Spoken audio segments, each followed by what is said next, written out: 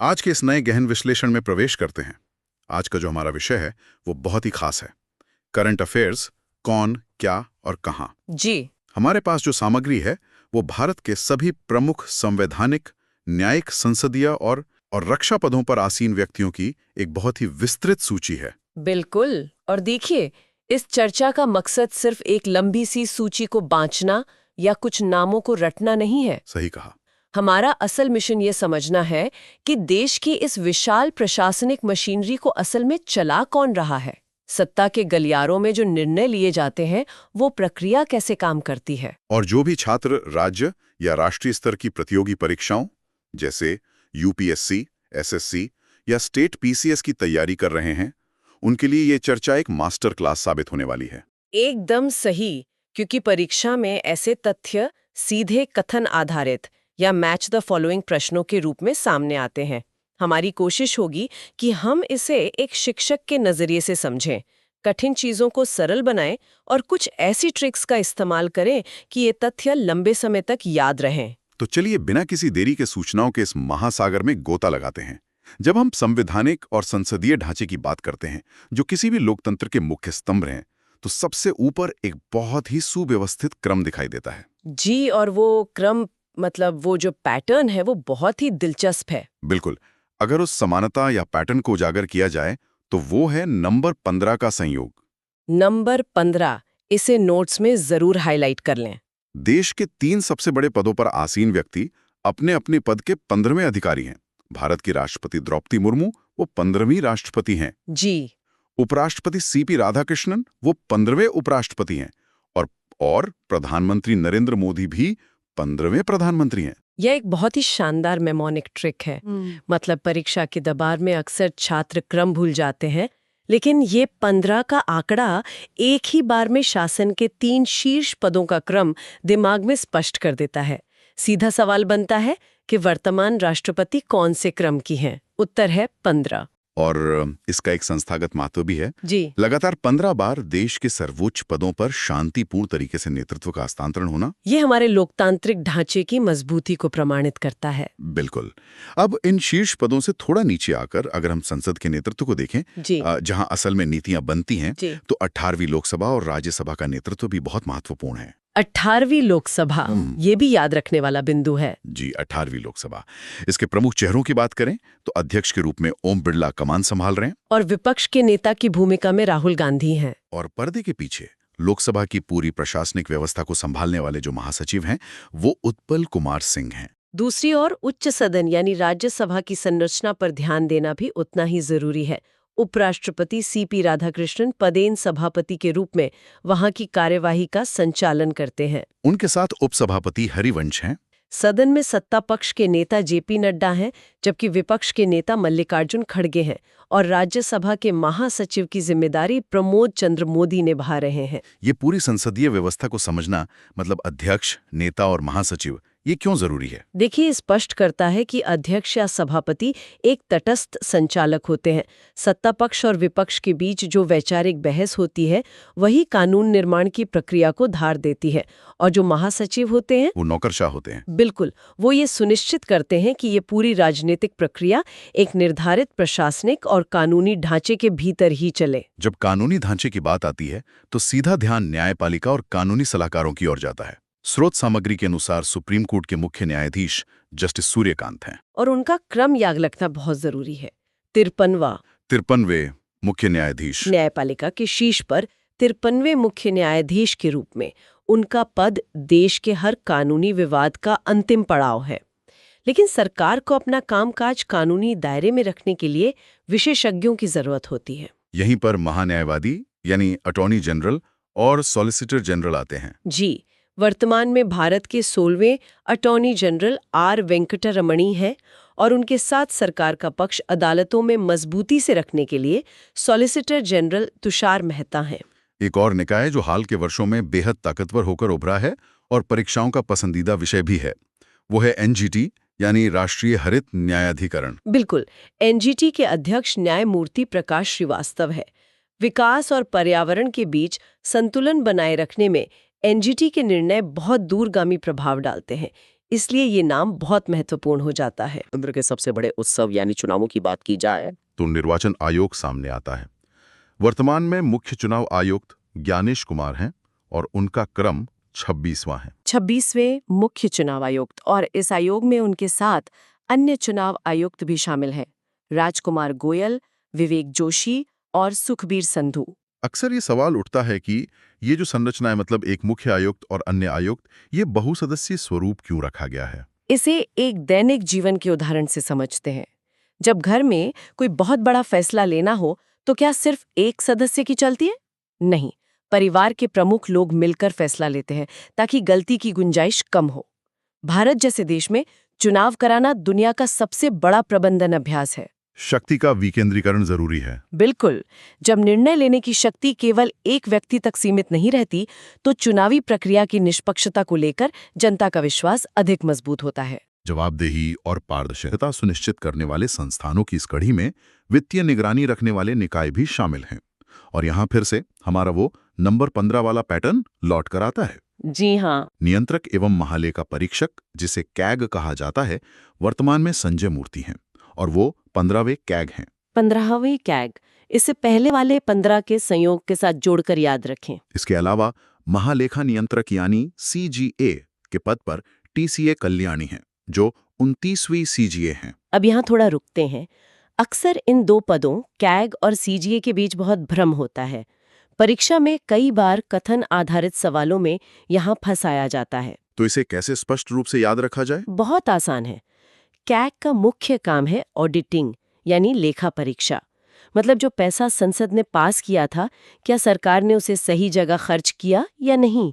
ये एक तरह से खर्च होने के बाद की चेकिंग है। और CGA का काम? CGA का काम है अकाउंटिंग यानी लेखांकन। सरकार के खर्चों और प्राप्तियों का जो नियमित हिसाब किताब होता है वो CGA रखते हैं। ये स्पष्ट अंतर दिमाग में बिठा लेना चाहिए। ये बहुत ही बढ़िया स्पष्टीकरण था। अब सरकार के उस तंत्र की ओर बढ़ते हैं जो नीतियों का निर्माण करता है, सरकार का ब्रेन ट्रस्ट। जी, नीति, प्रशासन और खुफिया तंत्र। शीर्ष स्तर पर जो नाम मौजूद हैं उनमें कैबिनेट सचिव TV सोमनाथन, प्रधानमंत्री के प्रधान सचिव प्रमोद कुमार मिश्रा और प्रधान सचिव 2 शक्तिकांत दास शामिल हैं। इस प्रशासनिक ढांचे की जटिलता को समझना बहुत रोचक है। कैबिनेट सचिव पूरी सिविल सेवा का प्रमुख होता है। वो विभिन्न मंत्रालयों के बीच समन्वय बनाता है ताकि सरकार एक ही दिशा में बढ़े। और प्रधानमंत्री के प्रधान सचिव? वो सीधे तौर पर प्रधानमंत्री कार्यालय यानी PMO का नेतृत्व करते हैं। इन समन्वयकों के साथ अलग अलग मंत्रालयों की कमान संभालने वाले विशिष्ट सचिव भी होते हैं, जैसे विदेश सचिव विक्रम मिस्री, जो 35वें विदेश सचिव हैं, रक्षा सचिव राजेश कुमार सिंह और वित्त सचिव अजय सेठ। और इन्हीं निर्णयों को रणनीतिक गहराई देने का काम सलाहकार करते हैं। बिल्कुल। राष्ट्रीय सुरक्षा सलाहकार यानी NSA अजीत डोभाल, आंतरिक और बाह्य सुरक्षा के मोर्चे पर इनकी भूमिका सबसे अहम होती है। इसी प्रकार मुख्य आर्थिक सलाहकार V अनंत नागेश्वरन देश की अर्थव्यवस्था को मैक्रो इकोनॉमिक स्तर पर दिशा देते हैं। अब नीतियां बनती कहाँ है? इसके लिए नीति आयोग है। नीति आयोग के अध्यक्ष स्वयं प्रधानमंत्री नरेंद्र मोदी हैं, उपाध्यक्ष सुमन कुमार बेरी हैं और इसकी CEO BVR सुब्रमण्यम है। नीति आयोग सहकारी संघवाद को बढ़ावा देता है। ये केंद्र और राज्यों को तकनीकी सलाह देता है। स्रोत सामग्री में कई अन्य महत्वपूर्ण आयोगों का भी उल्लेख है। UPSC के अध्यक्ष अजय कुमार हैं और SSC के अध्यक्ष S गोपाल कृष्णन हैं। ये दोनों नाम उन छात्रों के लिए तो वैसे ही अहम हैं जो इन परीक्षाओं की तैयारी कर रहे हैं। इसके साथ ही 23वें विधि आयोग की कमान दिनेश माहेश्वरी के हाथों में है और 8वें वेतन आयोग की अध्यक्ष रंजना प्रकाश देसाई हैं। 23वां विधि आयोग पुराने कानूनों की समीक्षा करता है और 8वां वेतन आयोग लाखों कर्मचारियों के वित्तीय भविष्य का निर्धारण करता है। परीक्षा में आयोग और उनके अध्यक्ष का सीधा मिलान करने को आता है। प्रशासनिक तंत्र की इस लंबी सूची में अगला हिस्सा खुफिया और जांच एजेंसियों का है और यहाँ याद रखने के लिए एक और बहुत ही शानदार मेमोनिक पैटर्न सामने आता है। जी। केंद्रीय सतर्कता आयुक्त CVC 19वें क्रम पर हैं और उनका नाम प्रवीण कुमार श्रीवास्तव है। वहीं केंद्रीय जांच ब्यूरो CBI के प्रमुख का नाम प्रवीण सूद है। दोनों ही प्रमुख पदों पर प्रवीण नाम मौजूद है। प्रवीण कनेक्शन। हाँ, प्रवीण कनेक्शन। CVC का मुख्य काम सरकारी विभागों में भ्रष्टाचार पर निगरानी रखना है और CBI प्रमुख मामलों की जांच करती है। खुफिया नेटवर्क के अन्य प्रमुख नाम भी हैं। बाहरी खुफिया एजेंसी यानी रॉ के प्रमुख पराग जैन हैं, देश के भीतर खुफिया जानकारी जुटाने वाली आईबी के निदेशक तपन कुमार डेका हैं। आर्थिक अपराधों और मनी लॉन्ड्रिंग पर लगाम कसने वाले प्रवर्तन निदेशालय यानी ईडी के निदेशक राहुल नवीन हैं और आतंकवाद निरोधी जांच एजेंसी यानी एनआईए के महानिदेशक सदानंद वसंत दाते हैं। इन एजेंसियों का काम बिल्कुल स्पष्ट है। रॉ बाहर से आने वाले खतरों के लिए, आईबी अंदरूनी सुरक्षा के लिए, ईडी पैसों की हेराफेरी के लिए और एनआईए आतंकवाद के खिलाफ। और इनके प्रमुखों का जो नाम है वो अक्सर समाचारों में रहता है, इसलिए करंट अफेयर्स के सेक्शन में इनके पूछे जाने की संभावना बहुत ज्यादा रहती है। अब जब बात राष्ट्रीय सुरक्षा की आ ही गई है तो हमारा अंतिम सेगमेंट सशस्त्र सेनाओं पर केंद्रित है। सेना के सर्वोच्च सेनापति राष्ट्रपति द्रौपदी मुर्मू। और यहाँ तीनों सेनाओं के प्रमुखों के क्रम में एक बहुत ही स्पष्ट गणितीय पैटर्न देखा जा सकता है। 26, 28 और 30। 26, 28, 30 ये पैटर्न तथ्यों को याद रखने के लिए बेहतरीन है। नौसेनाध्यक्ष दिनेश कुमार त्रिपाठी वो 26वें अधिकारी हैं वायुसेनाध्यक्ष अमरप्रीत सिंह वो 28वें क्रम पर हैं और थल सेनाध्यक्ष उपेंद्र द्विवेदी वो 30वें सेनाध्यक्ष हैं। 26, 28, 30 बहुत ही आसान ट्रिक है और इन तीनों बलों के बीच रणनीतिक समन्वय सुनिश्चित करने के लिए चीफ ऑफ डिफेंस स्टाफ यानी सीडीएस का जो पद है उस पर लेफ्टिनेंट जनरल अनिल चौहान आसीन है। सशस्त्र सेनाओं के अलावा अर्धसैनिक बलों की भूमिका भी विशाल है। जी। सीमा सुरक्षा बल बीएसएफ के महानिदेशक प्रवीण कुमार हैं। यहाँ एक बार फिर प्रवीण नाम सामने आया है। प्रवीण का हैट्रिक कह सकते हैं इसे। बिल्कुल। केंद्रीय रिजर्व पुलिस बल सीआरपीएफ के महानिदेशक ज्ञानेंद्र प्रताप सिंह हैं और सीआईएसएफ के महानिदेशक प्रबीर रंजन हैं। बीएसएफ सीमाओं पर तैनात रहती है, सीआरपीएफ आंतरिक विद्रोह जैसे नक्सलवाद से निपटती है और सीआईएसएफ महत्वपूर्ण ढांचों जैसे हवाई अड्डों की सुरक्षा करती है। इस पूरी सूची में एक नाम ऐसा भी है जो एक तथ्य होने के साथ साथ एक बहुत बड़ी उपलब्धि भी दर्शाता है।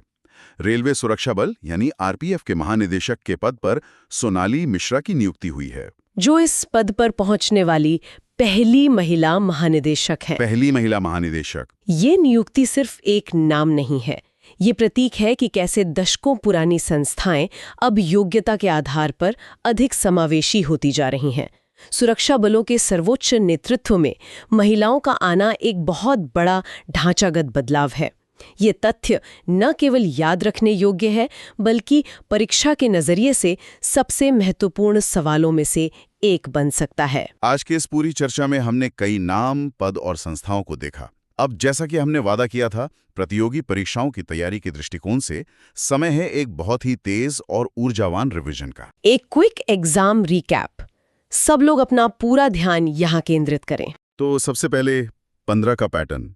15वीं राष्ट्रपति द्रौपदी मुर्मू, ओके 15वें उपराष्ट्रपति सीपी राधाकृष्णन, ओके 15वें प्रधानमंत्री नरेंद्र मोदी ओके और 15वें कैग संजय मूर्ति। सुप्रीम कोर्ट में 53वें मुख्य न्यायाधीश जस्टिस सूर्यकांत। जांच एजेंसियों में प्रवीण संयोग, ओके 19वें CVC Praveen Kumar Srivastava, okay CBI प्रमुख प्रवीण सूद ओके और बीएसएफ प्रमुख प्रवीण कुमार। सेनाओं का क्रम है 26, 28, 30 यानी 26वें नौसेनाध्यक्ष दिनेश कुमार त्रिपाठी, 28वें वायुसेनाध्यक्ष अमरप्रीत सिंह और 30वें थल सेनाध्यक्ष उपेंद्र द्विवेदी। और अंत में आरपीएफ की पहली महिला महानिदेशक सोनाली मिश्रा। ये कुछ ऐसे महत्वपूर्ण बिंदु हैं जो सीधे आपकी परीक्षा में नंबर पक्के करा सकते हैं। बहुत ही सटीक सारांश। लेकिन इन सभी तथ्यों और आंकड़ों से बाहर निकलकर एक बहुत ही गहरा विचार इस चर्चा से उत्पन्न होता है। जब भी इस तरह की नियुक्तियों की बात होती है तो एक सवाल उठता है। हाँ, एक प्रशासनिक दर्शन का सवाल। क्या इन शीर्ष पदों पर बैठा कोई व्यक्ति अपने व्यक्तिगत प्रभाव से उस विशाल और ऐतिहासिक संस्था के काम करने के तरीके को बदल देता है? या फिर वो ऐतिहासिक संस्था ही इतनी मजबूत होती है कि वो उस व्यक्ति को अपने ढांचे और परंपराओं के अनुसार ढाल लेती है? व्यक्ति और संस्था के बीच का ये प्रभाव क्या नेतृत्व कुर्सी को आकार देता है या कुर्सी नेतृत्व को? इसी गहरे विचारोत्तेजक सवाल के साथ इस गहन विश्लेषण को यहीं विराम दिया जाता है। इस जानकारी के बाद शासन और प्रशासन से जुड़ी कोई भी खबर समझना और भी आसान हो जाएगा। इस चर्चा का हिस्सा बनने के लिए धन्यवाद।